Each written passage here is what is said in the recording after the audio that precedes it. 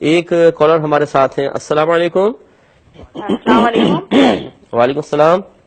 مفتی صاحب مجھے آپ سے ایک سوال کرنے تھے چند. جی بولیں. ان میں سے ایک یہ کہ لڑکیوں کو وراثت سے محروم کر دیتے ہیں یہ کہہ کے کہ ہم نے آپ کو جہیز دے دیا تو یہی آپ کی وراثت ہے. جی تو یہ اس کے حوالے سے کوئی حکم ہے یا نہیں؟ اور دوسرا تو کوشچنس کی طرف آتے ہیں، ابھی کے لے لیتے ہیں. ایک یہ کوشچن کیا تھا کہ لڑکیوں کو وراثت سے بسا اوقات یہ کہہ کر محروم کر دیا جاتا ہے کہ ہم نے جہیز میں ہی بچیوں کو سب کچھ دے دیا ہے، اس کی کیا شرعی حیثیت ہوگی؟ دیکھیں یہ انتہائی جہالت ہے. باپ اپنی زندگی میں جو کچھ دیتا ہے وہ سب کا سب تحفہ اور گفٹ کہلاتا ہے، وراثت سے اس کا کوئی تعلق نہیں. کیونکہ جو فوت ہوتا ہے اس کا مال وراثت بنتا ہی اس وقت ہے جب اس کا انتقال ہوگا. تو اپنی زندگی میں تو وہ جس کو جتنا چاہے جو چاہے دینا چاہے دے سکتا ہے، لیکن اور جتنا دیا ہے وہ بہرحال تحفہ ہے، وراثت نہیں ہے. لہٰذا جب کوئی مورث جس کی وراثت تقسیم ہونی ہے وہ فوت ہوتا ہے تو جتنے ورثاء اس وقت موجود ہیں اور جتنا مال موجود ہے وہ ان سب کو ملے گا، چاہے زندگی میں باپ کتنا ہی دے چکا ہو. یہ اچھی طریقے سے ایک چیز ذہن میں رکھی جائے.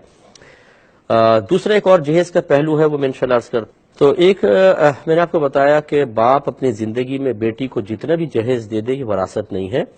جب والد کا انتقال ہوگا جتنی بیٹیاں چاہے ان کو زندگی میں بہت لاکھوں روپے دیے ہوں، کل مال میں ان کو حصے دار بنانا واجب ہے، فرض ہے.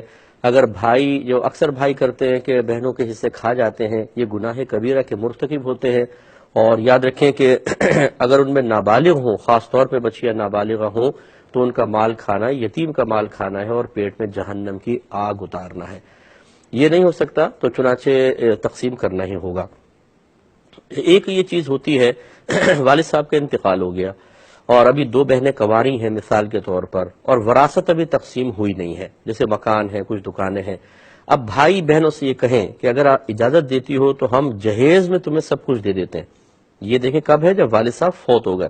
اب بھائی یہ کہہ رہے ہیں ہم جہیز میں تمہیں دے دیتے ہیں جتنا تمہارا حصہ بن رہا ہے، تو وہ اگر تم قبول کر لو. اور بچیاں کہیں ٹھیک ہے ہم نے قبول کر لیتی ہیں ہم، تو پھر یہ جو جہیز میں دیں گے یہ وراثت میں شمار ہوگا.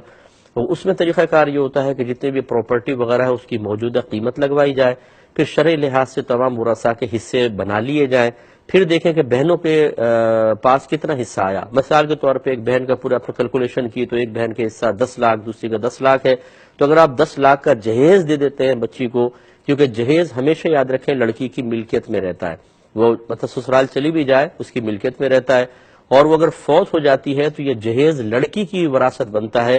اب جو اس کی ورثہ ہیں ان میں تقسیم ہوگا، یہ اچھی طرح یاد رکھیں.